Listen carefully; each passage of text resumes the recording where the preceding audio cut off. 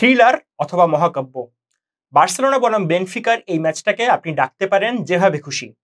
একের পর এক পেনাল্টি, আত্মঘাতী গোল, হলুদ কার্ড, লাল কার্ড, শেষ মুহূর্তের গোল, রেফারির ভুল অথবা একের পর এক বিতর্ক। বার্সেলোনার এই ম্যাচটা ফুটবল প্রেমীদের জন্য হয়ে এসেছে অ্যাবসলিউট সিনেমা হয়ে। অপরদিকে বার্সেলোনার সমর্থকদের কাছে ম্যাচটা যেন এসেছে এভাবেও ফিরে আসা যায় এর বিজ্ঞাপন হিসেবে। বার্সেলোনার এই রেমন্টাডা 2.0 নিয়েই প্যাভিলিয়নের আজকের ভিডিও, যেখানে এই ম্যাচ নিয়ে কথা বলবো আমি আজমাইন রাফিন এবং আমার সাথে আছে তাহরিম বিন রেজা। শুরুটা করতে চাই যথাযথভাবে, অর্থাৎ আমাদের একাদশ নিয়েই। বার্সেলোনা এবং বেনফিকা ঠিক কেমন একাদশ নিয়ে নেমেছিল সেটাই আমরা জানতে চাচ্ছি তাহরিমের কাছে। বার্সেলোনা বেনিফিকার বিপক্ষে পূর্ণ শক্তির দল নিয়ে কিন্তু মাঠে নেমেছিল। সেক্ষেত্রে কিছু ভ্যারিয়েশন আমরা দেখতে পেরেছি। ইনিগো মার্টিনেস ইনজুরির কারণে তার জায়গায় নেমেছিলেন রোনাল্ড আরাউহো, এবং দানি ওলমো তিনি ইনজুর্ড হওয়ার কারণে তার জায়গায় নেমেছিলেন পাবলো গাবি। বেনিফিকার একাদশের দিকে তাকালে বেনিফিকার একাদশের অন্যতম প্রধান নাম নিকোলাস ওটামেন্ডি, আর্জেন্টিনার জেনারেল, এবং লেফট ফ্ল্যাঙ্কে কারেরাস এবং আন্দ্রেয়াস বার্সার জন্য হয়ে উঠেছিল চমৎকার একটি থ্রেট, যেখান থেকে আমরা কিন্তু প্রথম গোলটা দেখতে পারি। জুলস কুন্ডেকে অনেকটা বিপদে ফেলে কারেরাসের চমৎকার একটি পাস থেকে গোল করেন কিন্তু পাভলিদিস। এক্স্যাক্টলি, এবং এই গোলটা শোধ করতে অবশ্য বার্সেলোনাকে খুব বেশি সময় নিতে হয়নি। বাম পাশ থেকে আক্রমণে উঠেছিলেন আলেহান্দ্রো বালদে, বার্সেলোনার লেফট ব্যাক।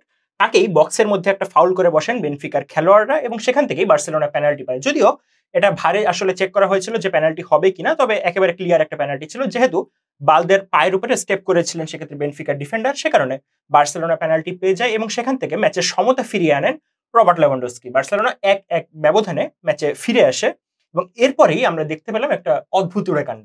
অদ্ভুতুড়ে কাণ্ডের কথা বলতে গেলে শেজনি রিটায়ারমেন্ট থেকে ফিরে এসে আলেহান্দ্রো বালদেকে কিন্তু রিটায়ারমেন্টে পাঠানোর একটি প্ল্যান করেছিলেন। ম্যাচের একটা মুহূর্তে দেখা যায় শেজনি একটা লং বলকে অ্যাগ্রেসিভলি আটকাতে উপরে উঠে যান এবং আলেহান্দ্রো বালদে বলের দিকে পুরোটা সময় চোখ রেখেছিলেন এবং সেক্ষেত্রে শেজনির সাথে তার একটা কমিউনিকেশন গ্যাপ দেখা যায় এবং তাদের মধ্যে একটা সংঘর্ষ হয়, যেটা থেকে পাভলিদিস আবারও কিন্তু দ্বিতীয় গোলটা এনে দেন বেনিফিকাকে। রাইট, একেবারেই ওপেন নেটে তিনি তার গোলটা করে ফেলেন এবং তার কিছুক্ষণ পরেই শেজনি অনেকটাই সামনে চলে এসেছিলেন তার বক্সের ভেতরেই এবং তিনি বেনফিকার যে রাইট উইঙ্গার সেই কেরেমকে তিনি কিন্তু একটা ফাউল করে বসেন। যদিও একেবারেই মিনিমাল একটা কন্ট্যাক্ট ছিল, কিন্তু যেহেতু এটা পেনাল্টি বক্সের ভেতরে এবং গোলরক্ষক নিজে ফাউল করছেন সেক্ষেত্রে অপোনেন্টকে, এটা অবশ্যই একটা পেনাল্টি এবং সেই পেনাল্টি থেকে পাভলিদিস তার হ্যাটট্রিকটা সম্পন্ন করে ফেলেন ম্যাচের 30 মিনিটের মধ্যেই এবং 3-1 পিছিয়ে পড়া বার্সেলোনা তখন কিন্তু অনেকটাই বিপদে পড়ে যায়। এবং একই সাথে বলতে হয় বেনফিকার হাই প্রেসের কথাও। একের পর এক হাই প্রেস তারা যেমন করছিল বার্সেলোনাকে, পাশাপাশি বার্সেলোনার যে হাইলাইন ডিফেন্স সেটার পুরোপুরি সুবিধাও কিন্তু তারা কাজে লাগাতে চাচ্ছিল। অর্থাৎ হাইলাইন ডিফেন্স এবং সেজনির মাঝখানে যে গ্যাপটা, সেই গ্যাপটা তারা কাজে লাগানোর জন্য তাদের যে লেফট উইঙ্গাররা এবং রাইট উইঙ্গার অবশ্যই তারা বারবার রান নিচ্ছিলেন এবং বার্সেলোনার ডিফেন্স কিন্তু বিপদে ফেলে দেওয়ার চেষ্টা করছিলেন। আমরা প্রিভিয়াসলি আমাদের প্রিভিউ শো বা রিভিউ শো গুলোতে কিন্তু বলেছিলাম বার্সার হাইলাইনকে বিট করার অন্যতম একটা কি ট্যাকটিক্যাল ইনস্ট্রুমেন্ট হলো ইন বিহাইন্ড রান নেওয়া, যেগুলো ইউজুয়ালি দেখা যেত মাঝখান থেকে ইন বিহাইন্ড রান নিয়ে একজন লং বল থেকে বলগুলো পেয়ে যাচ্ছে, কিন্তু বেনফিকা এই ক্ষেত্রে একটা চমৎকার কাজ করেছে। বেনফিকা সাইড লাইন থেকে লেফট ব্যাক কারেরাস তিনি কিন্তু লং বলগুলোকে খুব ভালোভাবে রিসিভ করে বার্সার হাইলাইনটাকে খুব ভালোভাবে পরাস্ত করেন। সেক্ষেত্রে প্রথম গোলটার ক্ষেত্রে সেম ইনসিডেন্টটা দেখা যায় এবং কারেরাসের অসাধারণ ক্ষিপ্রতা এক্ষেত্রে চমৎকার ভূমিকা রেখেছে। পাশাপাশি কারেরাস এবং আন্দ্রেয়াস পুরোপুরি জুস কুন্ডেকে তাদের লেফট সাইডটাতে পুরোপুরি ওভারলোড করে রেখেছিল। এর ফলে দেখা গিয়েছে বেনফিকা তাদের ডিফেন্স থেকে লং বল দিয়ে বার্সার হাইলাইনটাকে চমৎকারভাবে বিট করছিল। এক্ষেত্রে বার্সার ডিফেন্ডাররা হাইলাইনটা খুব ভালোভাবে মেনটেন করলো। বেনফিকার এই স্ট্র্যাটেজিক্যাল ইমপ্লিকেশনের কাছে তারা কিন্তু বারবার পরাস্ত হয়েছে। সেক্ষেত্রে বলা যায় যে বেনফিকা কিন্তু বার্সাকে খুব ভালোভাবে স্টাডি করে মাঠে নেমেছিল। এক্স্যাক্টলি, এবং স্টাডির ফলাফলটাই আমরা ম্যাচের প্রথমার্ধে দেখলাম, যেখানে 3-1 ব্যবধানে পিছিয়ে ছিল বার্সেলোনা। দ্বিতীয়ার্ধের শুরুতেই আমরা দেখতে পাই বার্সেলোনা চেষ্টা করছিল ম্যাচে ফিরে আসার এবং আমরা লামিন ইয়ামাল এবং রাফিনাকে বিশেষত চেষ্টা করতে দেখেছি গোল করার জন্য। যদিও তাদের চেষ্টাগুলো আসলে ব্যর্থতায় পর্যবসিত হচ্ছিল শেষ পর্যন্ত। লামিন ইয়ামাল ম্যাচটা তার জন্য খুব একটা যে ভালো গেছে এমনটা বলা যাবে না। 17 বছর বয়সী এই স্প্যানিশ উইঙ্গারের জন্য অনেকটা অ্যাভারেজ ম্যাচই হয়তো গেছে তার স্ট্যান্ডার্ড বিবেচনা করে। যদিও ম্যাচে এসে তিনি আসলে সর্বোচ্চ ড্রিবল করতে সক্ষম হয়েছিলেন, তবুও তার স্ট্যান্ডার্ড অনুযায়ী ম্যাচটা একটু হলেও যেন অ্যাভারেজই বলতে হবে। এবং রাফিনার জন্য এই অদ্ভুত ম্যাচের শুরুটা হয়েছিল গোলরক্ষক ট্রুবিনের কারণেই। একটা গোলকিক তিনি পেয়েছিলেন, গোলকিক থেকে তিনি একটা লং বল দিতে চেয়েছিলেন, কিন্তু সম্ভবত বৃষ্টির কারণে হোক বা যে কারণেই হোক তিনি আসলে একেবারেই ভুল একটা পাস দিয়ে ফেলেন এবং ভিজিবিলিটির সমস্যা হতে পারে। এক্স্যাক্টলি, এবং রাফিনহা একেবারে তিনিও প্রস্তুত ছিলেন না। বলটা সরাসরি তার মাথায় আঘাত করে এবং সেটা অনেকটা হাস্যকর রূপেই চলে যায় পোস্টে এবং বার্সেলোনা ম্যাচে ফিরে আসে 3-2 ব্যবধানে, অর্থাৎ ব্যবধানটা কিছুটা হলেও তারা কমিয়ে আনে এবং তখন একটু হলেও মনে হচ্ছিল যে বার্সা হয়তো ম্যাচে ফিরে আসবে। তবে এরপরেই বার্সেলোনাকে আরো একটু বিপদে ফেলেই দেন বার্সেলোনারই রোনাল্ডো আরাউহো। ইউসিএল ম্যাচে রোনাল্ডো আরাউহো ব্লান্ডার করবেন না, এটা বার্সা সমর্থকরা এখন ভাবতে পারে না।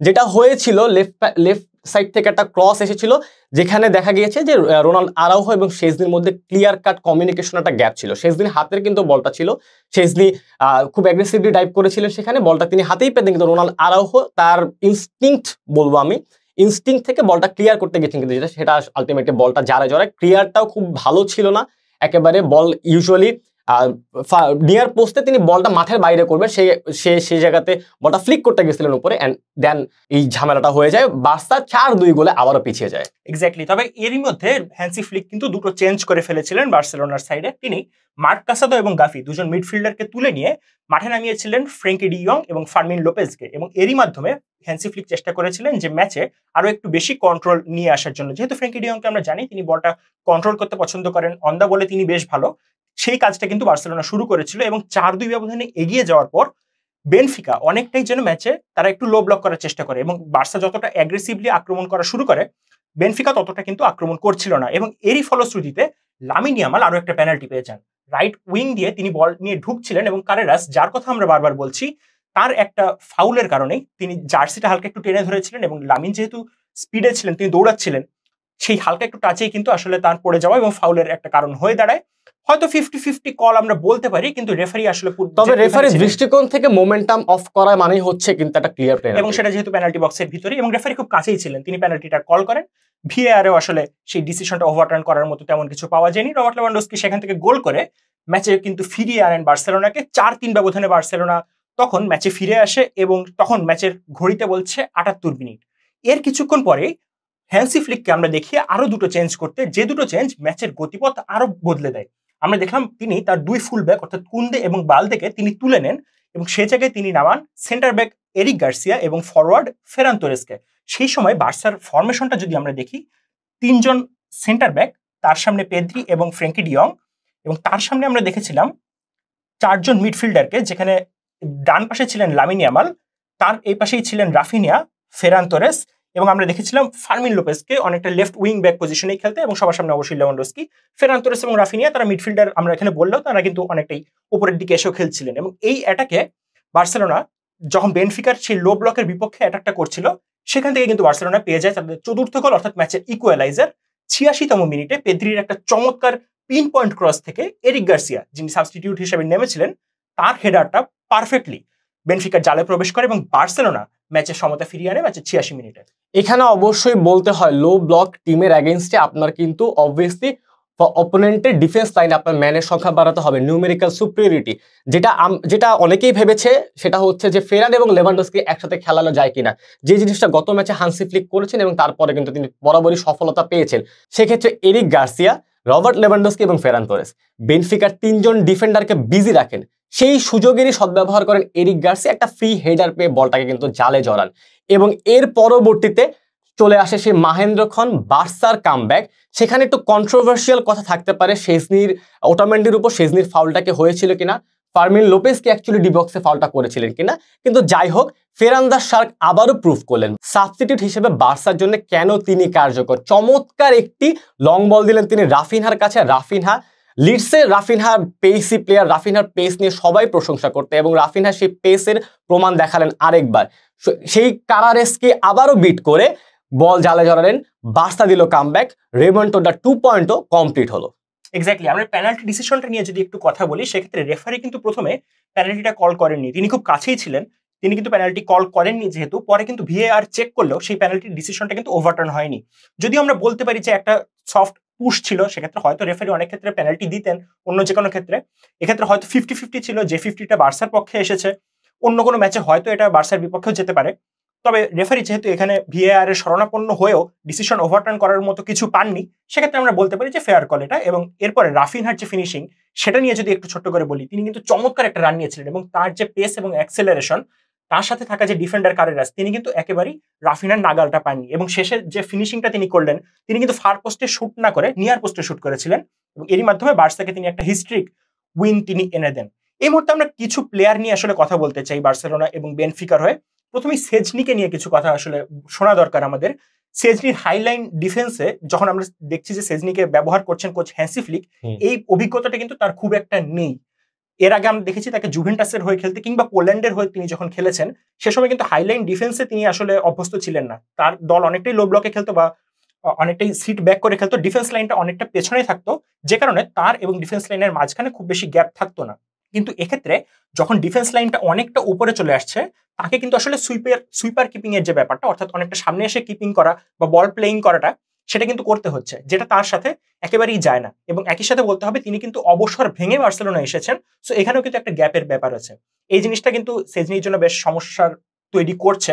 আমরা রিয়াল মাদ্রিদের বিপক্ষে ম্যাচে দেখলাম যে কিলিয়ান এমবাপ্পেকে তিনি ফাউল করে লাল কার্ড দেখলেন, এরপরে এই ম্যাচেও দেখলাম তিনি ভুল করে বসেছেন। অ্যাথলেটিক বিলবাওর সাথে আমরা যে ম্যাচ দেখেছি সুপার কোপাতে, সেই ম্যাচেও কিন্তু তিনি বারবার বাইরে এসেছিলেন। এবং শেজনির এই ভুল কিন্তু এইগুলোই নয়, এর বাইরেও কিন্তু শেজনি পোল্যান্ডের হয়ে কিন্তু 2018 বিশ্বকাপে সেনেগালের বিপক্ষে কিন্তু এরকম একটা সেম ভুল করেছিলেন। সেক্ষেত্রে ডিফেন্ডারের একটা মিসকমিউনিকেশন দেখা গিয়েছিল। অ্যান্ড শেজনির কথা যদি বলতে হয়, বার্সা যখন হাইলাইন ডিফেন্স খেলে সেক্ষেত্রে একটা বড় জায়গা এই জায়গাটাতে ফাঁকা হয়ে যায়। তো সেক্ষেত্রে বার্সার ডিফেন্ডারদের সাথে গোলকিপারে একটা ভালো কমিউনিকেশনটাই বার্সার ডিফেন্সকে আরো ফোর্টিফাই করে। কিন্তু সেক্ষেত্রে যেটা দেখা গিয়েছে, শেজনি কিন্তু এসেছেন মার্ক আন্দ্রে টের স্টেগেনের রিপ্লেসমেন্ট হিসেবে, এবং শেজনি কিন্তু খেলার সুযোগটাও পেয়েছেন অনেকটা ড্রামাটিক্যালি। ইনিয়াকি পেনা সুপার কোপা ফাইনালে 4 মিনিট দেরি করার জন্য কিন্তু তিনি মাঠে নামেন, এবং হান্সি ফ্লিক বলেছেন যে এবার ইউসিএল এর ম্যাচগুলোতে স্টার্ট করবেন শেজনি এবং লা লিগার ম্যাচগুলোতে স্টার্ট করবে ইনিয়াকি পেনা। তো শেজনি যখন ইউসিএল এই ম্যাচে মাঠে নামলেন, বার্সার সমর্থকদের মনে আশা ছিল যে বার্সার এই ডিফেন্সের নাকাল অবস্থাকে শেজনি কিছুটা হলেও ঘোচাবে, কিন্তু হিতে বিপরীত অবস্থা এখানে দেখা গিয়েছে। রোনাল্ড আরাউহো এবং পাউ কুবার্সি দুজনের সাথে শেজনির কমিউনিকেশন গ্যাপটা একেবারে খুব বেশি ভিজিবল ছিল। কমেন্টেটররা বারবার তিনি বলছিলেন যে কেন ডিফেন্ডারদের এবং গোলকিপারের মধ্যে কমিউনিকেশনটা ছিল না। শেজনি যে দুটো অ্যাগ্রেসিভ চার্জ করেছে দুটোই আসলে 50-50 বলা যায়। গোলকিপারের ইনস্টিংক্ট থেকে সে করতে পারে, কিন্তু গোলকিপারের ইনস্টিংক্ট থেকে এটা একদম ডেসপারেট চার্জ, কারণ এখান থেকে গোলকিপার বিট করে গোল দেওয়া কিন্তু খুবই সহজ।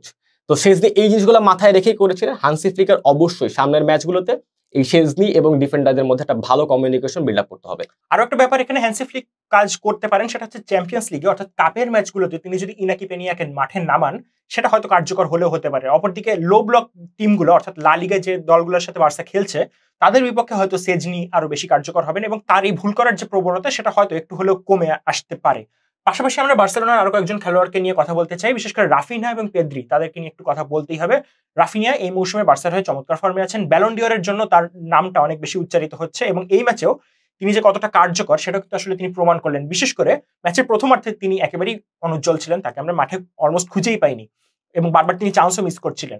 তবে ম্যাচের দ্বিতীয়ার্ধে যখন বার্সার তাকে সবচেয়ে বেশি প্রয়োজন, তিনি কিন্তু সেই ফিনিশিংটা করে দিলেন, এবং এই ফিনিশিং এ অনেকে হয়তো ওসমান ডেম্বেলের কথা মনে করতে পারেন। লিভারপুলের বিপক্ষে তার সেই মিস, পিএসজির বিপক্ষে তার সেই মিস, সেগুলো হয়তো বার্সা সমর্থকদের এখনো চোখে ভাসবে। তবে রাফিনহা যে কতটা উন্নতি করেছেন বার্সার এই জায়গাটাতে, সেটা কিন্তু আসলে প্রমাণিত। পাশাপাশি পেদ্রির কথা ছোট্ট করে বলতে হয়, বার্সেলোনার এই দলের মিডফিল্ডের ব্যাকবোন কিন্তু পেদ্রি, এবং আজকের ম্যাচেও তিনি একটা চমৎকার পারফরমেন্স করেছেন, এবং যে ক্রসটা তিনি করলেন এরিক গার্সিয়াকে, একেবারে পিন পয়েন্ট ক্রস, সেটা কিন্তু আসলে বলে দেয় একজন মিডফিল্ডার হিসেবে পেদ্রি প্রতিনিয়ত উন্নতি করছেন এবং নিজেকে ছাড়িয়ে যাচ্ছেন প্রতিনিয়তই। এবং ম্যাচের শেষের দিকে যখন বার্সেলোনার খুব বেশি গোল দরকার ছিল, তখনও কিন্তু পেদ্রি চমৎকার পারফরমেন্স করেছেন, এবং তিনি মাথা ঠান্ডা রেখে প্রতিপক্ষের প্রেস রেজিস্ট্যান্স করে যেভাবে করে বার্সেলোনাকে গোলের দেখাটা দিয়েছেন, সেটা কিন্তু আসলে চমৎকার ব্যাপার। সেই সময় যদি আমরা বলি, রাফিনারও কিন্তু একটা বিশেষ ভূমিকা ছিল। দর্শকদের একটি ইম্পর্টেন্ট ট্যাকটিক্যাল অ্যাসপেক্টস এর দিকে আমরা যদি একটু দেখাই, সেটা হচ্ছে বার্সা কিন্তু প্রথমে শুরু করেছিল 3 জন ডিফেন্ডার হিসেবে, যেটা কিন্তু হান্সি ফ্লিকের অধীনে খুব বেশি দেখা যায়নি। এর একমাত্র কারণ হচ্ছে বেনিফিকার 3 জন ফরওয়ার্ড, তারা খুবই পেসি এবং ফিজিক্যাল। সেক্ষেত্রে দেখা গিয়েছে জুস কুন্ডে তিনি যখন একটু অ্যাগ্রেসিভ রোলটা প্লে করেন, বার্সার প্রিভিয়াস ম্যাচগুলো আপনি দেখলে যেটা জানেন, সেক্ষেত্রে তার এই অ্যাট্রিবিউটটা অনেকটাই লিমিটেড হয়ে গেছিল। সেক্ষেত্রে লামিন ইয়ামাল এবং কারারাসের মধ্যে খুব ভালো একটা ব্যাটেল আমরা দেখতে পেয়েছি। কারারাস বলবো পুরো ম্যাচ 75 মিনিট অলমোস্ট তিনি লামিন ইয়ামালকে অনেকটাই দমিয়ে রেখেছেন, এবং সেক্ষেত্রে রাফিনহা তিনি তার ন্যাচারাল পজিশন রাইটে তিনি খেলেন, কিন্তু লেফটে তিনি আনকমফোর্টেবল ফিল করে, এবং জুলস কুন্ডের যে অ্যাবসেন্সটা লেফটকে ওভারলোড করার জন্য তাকে দেখা যায় সাবস্টিটিউশন, ফার্মিন লোপেজের সাবস্টিটিউশনের পরে তিনি কিন্তু লামিন ইয়ামালের পাশাপাশি খেলেছেন, এবং যার ফলেই কিন্তু এই রাইট সাইডটা ওভারলোড হয়ে যায়। কারারাস অনেকটা বিপদে পড়ে, ওটামেন্ডি এবং কারারাস রাফিনহা এবং লামিন ইয়ামালের কম্বাইন্ড ক্যাপাবিলিটিকে সামাল দিতে না পারায় কিন্তু বার্সার কামব্যাকটা চলে আসে। এক্স্যাক্টলি, বার্সেলোনা চমৎকার একটা কামব্যাকের এই রাতে চ্যাম্পিয়ন্স লিগে ঘটে গেছে আরো বেশ কিছু দারুণ ঘটনা। লিভারপুল তাদের শীর্ষস্থানটা সুসংহত করেছে লিলকে 2-1 ব্যবধানে পরাজিত করার মাধ্যমে। অপরদিকে 10 জনের অ্যাটলেটিকো মাদ্রিদ 2-1 ব্যবধানে পরাজিত করেছে 10 জনের বায়ার লেভারকুসেনকে, যেখানে একটা ব্রেস ছিল হুলিয়ান আলভারেজের কাছ থেকে। এর বাইরে মোনাকো পরাজিত করেছে অ্যাস্টন ভিলাকে। এছাড়া জুভেন্টাস ড্র করেছে গোল শূন্য, এবং সেটা অবশ্যই ক্লাব ব্রুজের সাথে। এটাই ছিল আমাদের মোটামুটি চ্যাম্পিয়ন্স লিগের আজকের যে ভিডিও সেটা। এবং দর্শক, আপনারা আপনাদের মতামত জানাতে পারেন বার্সেলোনার এই চমৎকার রেমন্টাডা 2.0 নিয়ে। আপনাদের মন্তব্যটা আপনারা জানাতে পারেন আমাদের কমেন্ট বক্সে। এছাড়া ইউরোপিয়ান ফুটবলের যে কোনো আপডেট পেতে ফলো করতে পারেন আমাদের ইউটিউব চ্যানেল এবং ফেসবুক পেজ। এছাড়া প্যাভিলিয়নের সাথেই থাকতে পারেন। ভালো থাকুন, ধন্যবাদ।